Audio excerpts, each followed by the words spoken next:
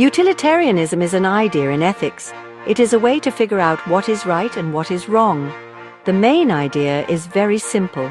An action is right if it makes the most happiness for the most people. Think of it like a giant scale. On one side, you put all the good things that will happen because of a decision. On the other side, you put all the bad things. The best choice is the one that makes the good side much heavier than the bad side. It's all about the results, or what we call the consequences. This way of thinking was made popular by philosophers like Jeremy Bentham and John Stuart Mill. They wanted a clear scientific way to make moral choices. The core of utilitarianism rests on a few key principles. First, it focuses on happiness or well-being. This is often called utility. The goal is to maximize this utility. Second, it is impartial. This means that everyone's happiness counts equally. Your happiness is not more important than your neighbor's happiness. The happiness of someone far away is just as valuable as the happiness of someone right next to you. It asks us to look beyond ourselves and our own small circle. We must consider the effects of our actions on everyone who might be touched by them. This is a big, world-embracing idea. Consider this. A city has a small budget for a new public project. Should it build a fancy new sports stadium that only a few thousand people will use and enjoy? Or should it build a public park with gardens, playgrounds, and walking trails that tens of thousands of people, from young children to older adults, can use for free? A utilitarian would look at the numbers. The park creates more happiness for more people. Therefore, building the park is the more ethical choice. It's a straightforward calculation of which action produces the greater overall good for the community as a whole. This approach is powerful because it provides a single, universal standard for judging actions. Instead of relying on complicated or conflicting moral rules, it gives us one question to ask: which action will lead to the best outcome? It encourages us to think critically about the effects of our choices. It pushes us to gather evidence and predict what will happen. It's a very practical and results-oriented way of looking at morality. The goal is simple and noble: to make the world a happier place for as many people as we possibly can. It's all about the consequences. One of the biggest strengths of utilitarianism is its clarity and simplicity. It offers a clear guide for making difficult decisions.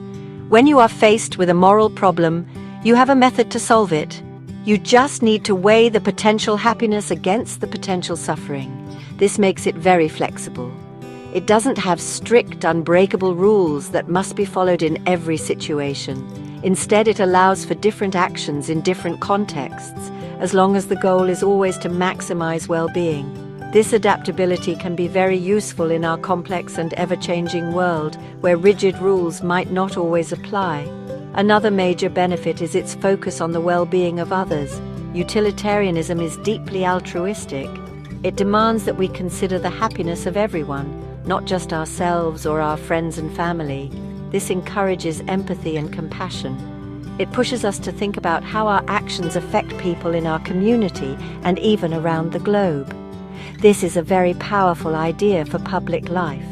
Governments and organizations can use this principle to make policies that benefit the whole population. For example, a law that provides clean drinking water to millions of people is a great utilitarian action because it hugely increases overall well-being. Think about a doctor in a hospital emergency room after a major disaster. She has 5 patients who are seriously injured and 1 patient with minor injuries. With limited time and resources, she has to decide who to help first. A utilitarian approach would guide her to treat the 5 seriously injured patients first. This is because saving 5 lives will create much more good than treating 1 person with minor injuries. This is a tough choice, but utilitarianism provides a clear and compassionate reason for it.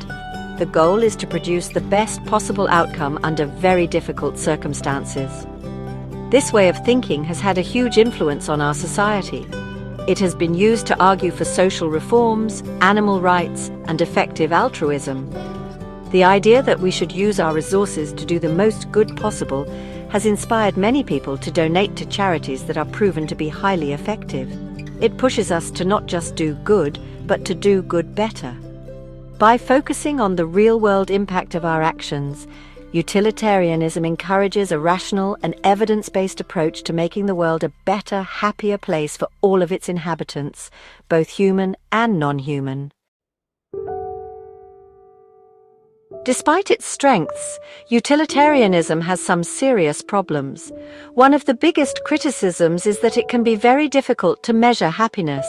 How do you put a number on joy, contentment, or suffering? Is one person's intense happiness more valuable than the mild happiness of 100 people? These are tough questions without easy answers. Because we can't perfectly predict the future, we can never be absolutely sure that our actions will lead to the best consequences. We might think we are choosing the best path, but our calculations could be wrong, leading to unintended negative results. Another major flaw is that utilitarianism can potentially sacrifice the rights of individuals for the sake of the majority. This is sometimes called the tyranny of the majority. Imagine a scenario where a small town's happiness would be greatly increased if one innocent person was punished for a crime they did not commit. According to a strict utilitarian calculation, punishing that one person might seem like the right thing to do if it brings peace and security to thousands of others. This is a scary thought. Most of us feel that individuals have certain basic rights that should never be violated, no matter how much good it might produce for others. Furthermore, this ethical system can be incredibly demanding. It asks that we always act to maximize overall happiness. This means that every time you spend money on a simple luxury, like a cup of coffee, you should ask yourself if that money could have created more happiness by being donated to a life-saving charity. Following this logic perfectly would mean giving up almost all personal comforts and dedicating your life to the greater good. While this is admirable, it's a standard that most people would find impossible to live up to. It can also ignore the importance of our special relationships with family and friends. Finally, utilitarianism sometimes clashes with our deeply held moral intuitions. It suggests that the only thing that matters is the consequence. This means that the intention behind an action doesn't count. If you try to help someone but accidentally make things worse, utilitarianism would judge your action as wrong. Conversely, if you try to harm someone but accidentally end up helping them, your action would be judged as right.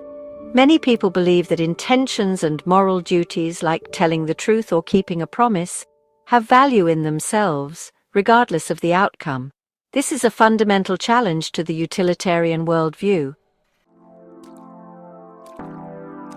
Because of these criticisms, philosophers have developed different versions of utilitarianism to address its weaknesses. One popular version is called rule utilitarianism. Instead of judging each individual action, rule utilitarianism looks at moral rules. It asks, what set of rules, if followed by everyone, would lead to the greatest overall happiness?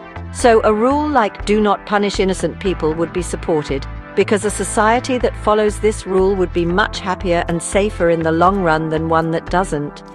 This helps protect individual rights from being sacrificed for the majority. Other variations have also emerged. Preference utilitarianism suggests that we should try to maximize what people want, their preferences, rather than just a simple idea of happiness. This respects individual choices more. Another idea is negative utilitarianism, which focuses on reducing suffering instead of promoting happiness.